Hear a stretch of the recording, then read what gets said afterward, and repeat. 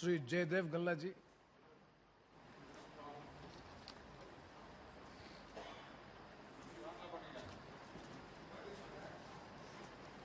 Sir.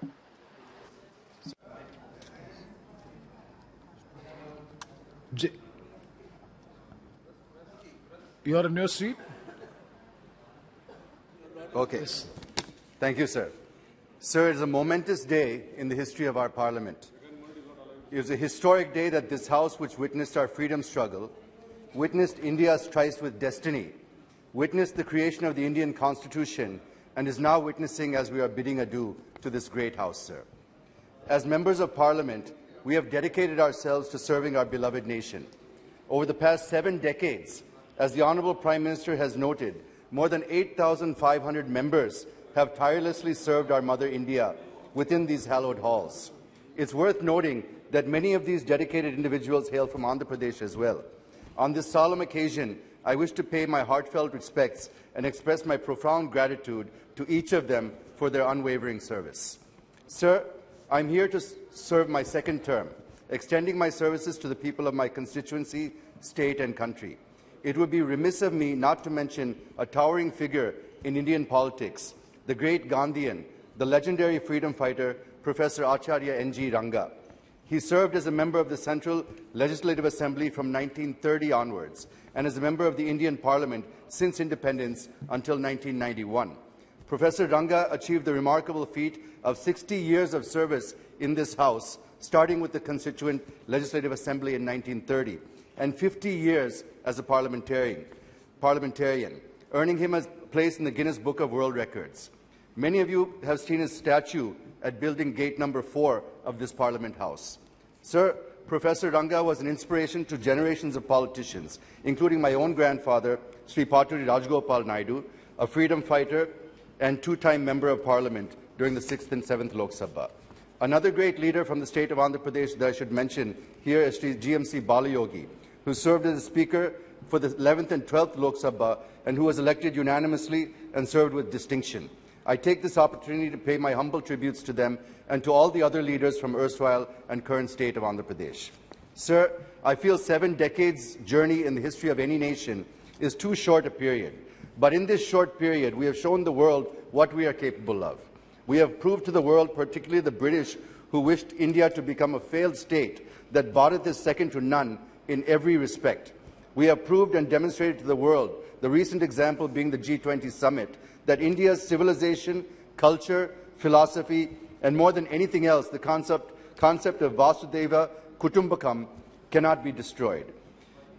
We could achieve these in spite of being home to almost every single religion in the world, and also to a vast array of diverse cultures, languages, syncretic heritage with rich history of democracy and non-violence. Sir, today's occasion is not to score brownie points. Today's occasion, I feel, is to remember our achievements, successes, experiences, and where we have faltered, and address them through the current discussion. It is also our duty to express what lessons that we have learned from our past mistakes and give inputs for making this country great again. Sir, as Modi ji rightly says, that every government, every PM contributed towards the growth, progress and development of the country. The degree of pace, commitment and resolve might be different, but everyone contributed whatever they could for the sake of the country. So on this historic occasion, I remember all those great leaders, and I pay tributes on behalf of my Telugu Desam party and on my own behalf. But I would also like to highlight that it was during this period that the bifurcation of Andhra Pradesh was enacted. Sir, this Parliament, as the Honourable Prime Minister said in the morning, is a sacred institution, and whatever promise it makes will be sacrosanct. But the commitments made in the AP Reorganisation Act and on this floor are yet to be fulfilled, sir. Even the special category status, which was promised on the floor of this House, has not been implemented till date. I only pray that these sacred promises are implemented without any further delay. Sir, the new capital of Andhra Pradesh is in doldrums. Nobody knows what is the capital of Andhra Pradesh today. The farmers of Amaravati, who have been given more than 33,000 acres of land, are in a dharna for nearly 4 years. I wish and pray that Amaravati will remain as the sole capital of AP and that Government of India should intervene and do the needful in this regard. Sir, from 2014, under the leadership of Honorable Prime Minister Shri Narendra Modi ji, there have been many initiatives that have been introduced aimed at making India Atmanirbhar and positioning it as a global power. Of the many achievements over the past 9 years, I would rate financial inclusion through Jan Dhan Yojana as the most successful achievement, which helped inclusive growth and reduced corruption, which otherwise, as per Shri Rajiv Gandhi, only 15 paisa used to reach the beneficiary. Yes, Jaydev Gallaji. Sir, just give me Please. few more minutes, sir. There are some very important points I want to make. The second is Ujjwala Yojana, which helped 10 crore women escape from the cooking with firewood, coal, dung, cakes, etc., instead of using safe, clean environment for LPG. So I'll skip to the end, sir. Sir, my party, the Telugu Desam Party, has played a pivotal role in this country's politics and growth. Both Sri NTR and Sri Chandrababu Naidu Garu played key roles in molding and shaping both the National Front and the United Front governments. Sir, you may recall that when Sri Vajpayee returned to power in 1999, after having lost the no-confidence motion, the TDP with 29 MPs in the Lok Sabha was the strongest partner of the NDA. And during that government, many key reforms, such as banking sector reforms, telecommunication reforms, aviation reforms, the Golden Quadrilateral Project, the National Highway Development Project, and the promotion of information technology, which saw the establishment of technology parks and IT zones. All these reforms and projects were envisioned by Sri Chandrababu Naidu Garu and implemented by the central government, playing a key role in shaping India's economic growth. Sir, Dr. Kalam was also made president with the support of TDP and Sri Chandrababu Naidu Garu. Yes. Even in the recent past, the suggestions provided by him during the COVID pandemic helped our country to effectively fight it and come out resilient and stronger. And today we see that an unblemished, seasoned leader being arrested with political incarceration. It is a black day to democracy and the history of AP, sir.